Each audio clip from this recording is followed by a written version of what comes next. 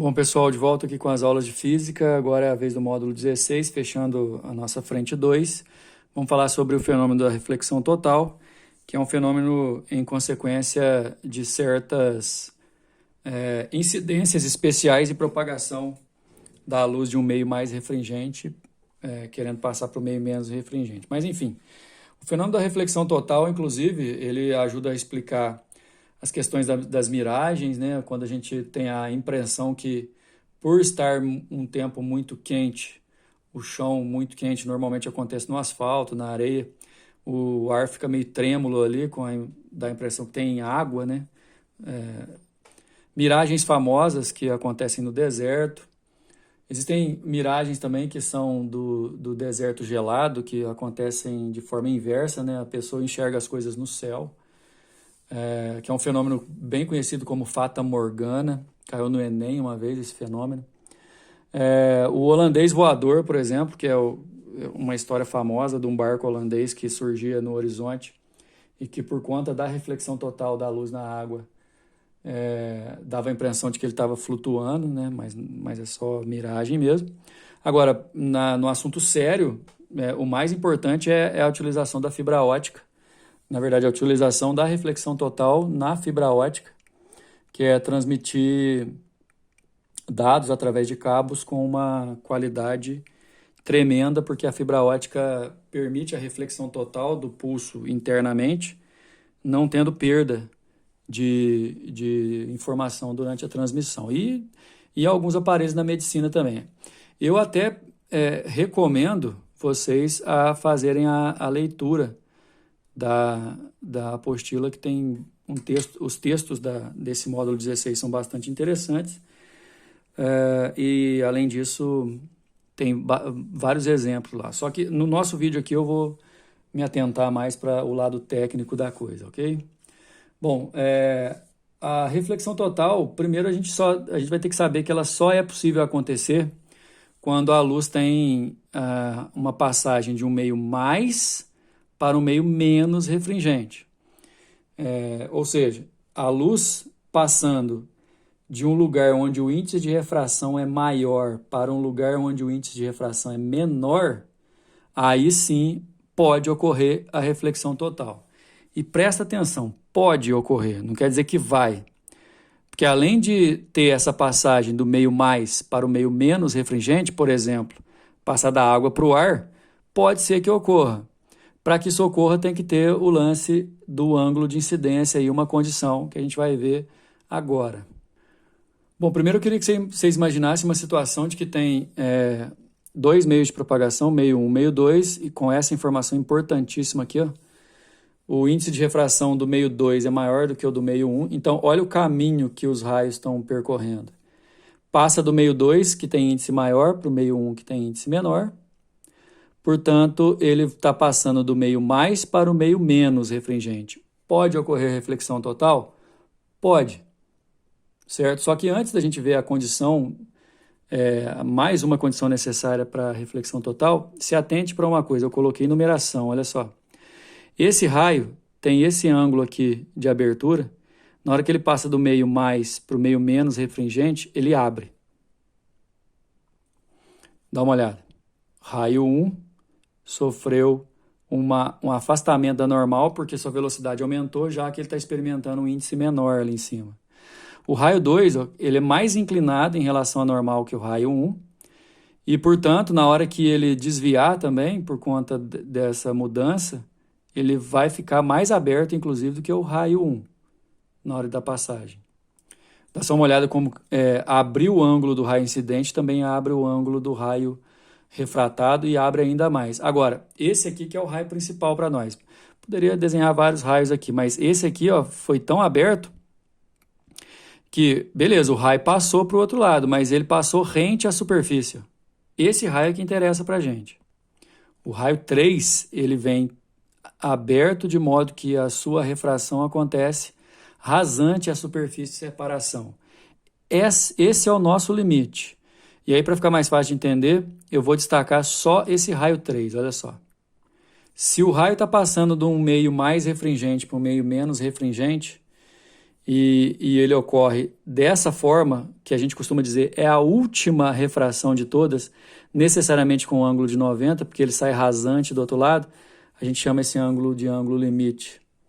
Ângulo limite é o maior ângulo de incidência possível na passagem de um meio mais para um meio menos refringente, onde ainda acontece a refração, certo?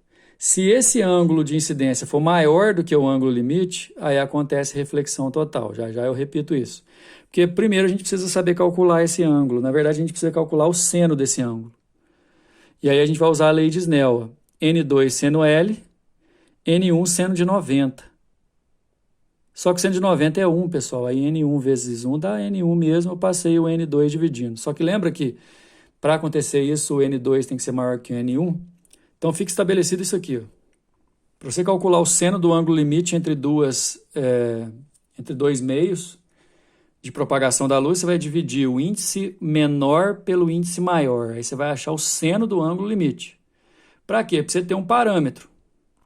Porque se o ângulo de incidência for maior que o ângulo limite, lembra que quanto mais inclinado, mais ainda inclinado ficava o outro raio passando para o meio 1. Aqui inclinou tanto que não conseguiu passar, bateu e voltou, sofreu reflexão total. Aí as leis inclusive mudam, né? Não é a lei da refração que manda mais, e sim da reflexão.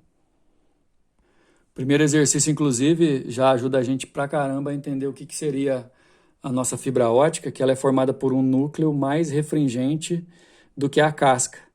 E sempre a entrada da luz aqui vai ser com um ângulo maior que o limite, portanto as incidências todas vão ser maiores que o limite, e ângulo maior que o limite resulta em reflexão total. Então, da onde está transmitindo até onde está chegando, o pulso, que é um pulso luminoso, a gente não enxerga, tudo bem, mas é luminoso porque é luz, a gente não enxerga por conta da frequência alta, esse pulso vai bater ali o tempo inteiro ali dentro e vai chegar com qualidade do outro lado. Acontece o seguinte, então, falou de fibra ótica, é fenômeno de reflexão total, ok? Agora, também o exercício falou que numa dessas fibras, da Coreia do Sul até a Alemanha e tal, são 39 mil quilômetros percorridos em 0,195 segundos. Perguntou a velocidade. É só a gente dividir aqui, fazer velocidade média, dá 200 mil quilômetros por segundo. Resposta letra B. Dentre outras consequências da reflexão total, o arco-íris também é importante, repito. Você lê o texto lá da apostila. Os diamantes são laptados justamente para aumentar o seu brilho. Aumentar o brilho significa que a luz que bate nele vem tudo para quem está olhando, né? Aí chama atenção e tudo mais. Agora, imagina, tem aqui uma silhueta de um diamante, tem um raio que penetra aqui, ele incide, sofre reflexão total aqui, volta para o olho de quem está observando. Bom, se ele volta paralelo, como está dizendo o enunciado aí, pessoal, o ângulo aqui é 90, então na hora que você traçar normal vai ficar 45 de cada lado, né? Então o ângulo aqui é de 45.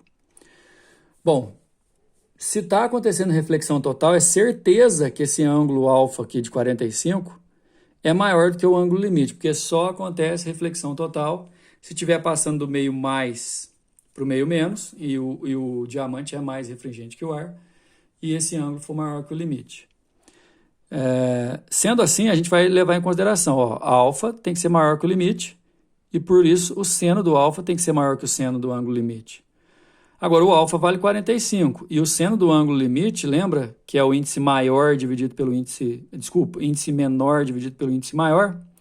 Nesse caso, o menor é ar e o maior é do diamante. O exercício não deu do diamante, né? Vamos lá. Seno de 45 é raiz de 2 sobre 2, o do ar é 1, e aí a gente multiplica cruzado e isola, vai dar 2 sobre raiz de 2, mas não pode ficar assim, né? Você multiplica por raiz de 2 em cima e embaixo, aí você racionaliza. A resposta é a letra C. Para acontecer isso aí, o índice tem que ser, no mínimo, raiz de 2. Ligeiramente maior, né? O exercício número 3 já é um pouquinho mais complicado. Ele fala que aqui tem uma piscina, né? Aqui, pessoal, esse traço é o fundo da piscina. Aqui é a superfície da água. E bem aqui, ó, a 2 metros de profundidade, tem uma lâmpada que manda raio para tudo que é lado. Só que, dependendo da posição que você vai olhar, você vai ver que vai estar um círculo iluminado lá, só que você está vendo esse círculo de lado. Tanto é que desse centro aqui até a borda, que é onde acontece ainda a refração, vai ser o raio desse círculo que o exercício está querendo. Né? Então, assim, esse raio aqui consegue passar, esse raio consegue passar, a turma está vendo tudo iluminado.